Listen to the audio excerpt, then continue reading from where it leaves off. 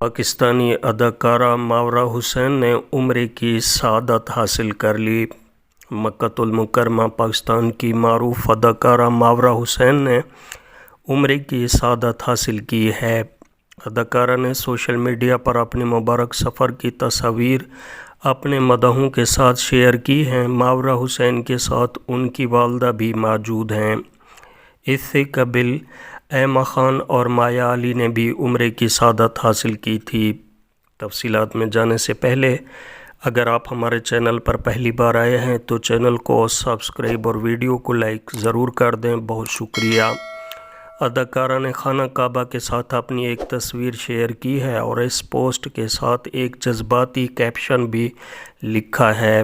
انہوں نے لکھا کہ 21 دسمبر کو میری زندگی کی سب سے بڑی خواہش پوری ہوئی۔ میری والدہ اور میں نے 2 مرتبہ عمرہ کیا۔